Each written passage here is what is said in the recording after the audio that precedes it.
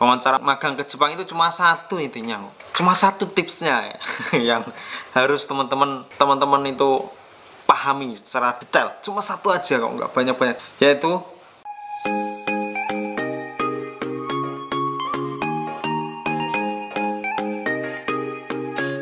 konnichiwa minasang, selamat datang lagi di channel IDPNI, channelnya Kensuse atau X Magang. Sebelum aku mulai videonya, aku mau ngucapin buat teman-teman yang beragama Islam yang sedang menunaikan ibadah puasa. Jadi aku ucapin selamat menunaikan ibadah puasa, dan semoga puasa bulan ini full semuanya ya. Di konten GPS kali ini aku mengambil pertanyaan dari komen YouTube lagi. Nah ini kita bicara bareng-bareng aja ya. Ini pertanyaan dari Bagus Kartiko. Bang, tips wawancara please. Oh gitu ya. Jadi minta tips untuk wawancara ke Jepang maksudnya gitu ya. Nah di sini langsung aja tak kasih tipsnya ya. Tips wawancara magang ke Jepang itu cuma satu intinya, cuma satu tipsnya ya, yang harus teman-teman itu pahami secara penuh dan detail. Cuma satu aja kok, nggak banyak-banyak tipsnya, yaitu bisa bahasa Jepang. Udah itu aja tipsnya cuma satu, bisa bahasa Jepang. Jadi kenapa cuma tipsnya satu, bisa bahasa Jepang? Ya itu, kalau teman-teman itu bisa bahasa Jepang, kalau pas wawancara itu pasti nggak grogi. Kenapa? Karena bisa bahasa Jepang. Intinya itu, kalau mau kerja ke Jepang ya belajar bahasa Jepang. Belajar bahasa Jepang ya harus sungguh-sungguh, harus serius.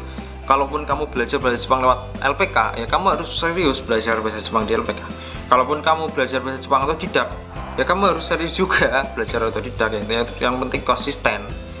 Ya kalau minta tips ya aku kasih tips aja, yaitu belajar bahasa Jepang sungguh-sungguh. Tipsnya cuma itu. Di wawancara itu yang dinilai itu mental kamu, sikap kamu.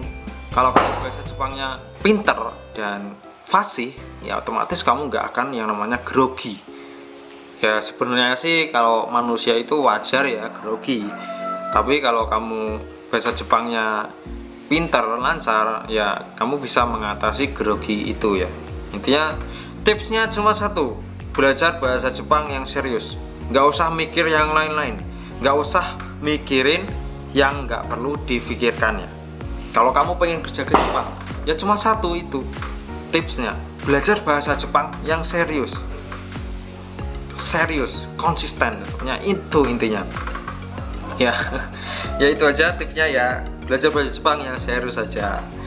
Jadi itu tipsnya, belajar bahasa Jepang ya. Aku ingetin juga buat teman-teman, tetap jaga lagi protokol kesehatannya, jaga kesehatannya. Terus aku mau nyampein buat teman-teman yang lagi berproses ke Jepang, tetap sabar, tetap belajar bahasa Jepang, tetap serius bahasa Jepang ya. Intinya tetap itu, bahasa Jepangnya harus belajar dengan serius. Dan buat teman-teman yang lagi proses ya sabar aja, karena sekarang itu Jepang belum membuka istilahnya membuka pintu untuk pekerja asing yang ingin masuk ke sana, itu belum dibuka. Karena teman-teman tahu sendiri COVID-19 ya di sana juga terus bertambah setiap harinya. Jadi mereka masih mempertimbangkan untuk pekerja asing yang masuk ke Jepang. Ya itu tadi yang bisa aku sampaikan buat teman-teman yang lagi berproses. Tetap sabar ya, kita berdoa bareng-bareng semoga COVID-19 ini cepat berlalu dan teman-teman yang pengen kerja Jepang bisa cepat kerja ke Jepang. Ya mungkin videonya cuma sampai di sini. Untuk Bagus Kartiko tadi tipsnya cuma satu, belajar bahasa Jepang dengan serius. Jangan memikirkan apa yang nggak perlu dipikirkan. Jadi belajar bahasa Jepang yang serius. Terus tambah kosakata setiap hari. Kosakata bahasa Jepang itu setiap hari harus baru, harus ada, setiap hari harus hafalan. Ya intinya itu bahasa Jepang itu satu, kosakata, dan belajarnya harus serius. Oke, mungkin video cukup sampai di sini. Thank you yang udah nonton sampai selesai sampai di sini. Mitsuko arigatou gozaimashita.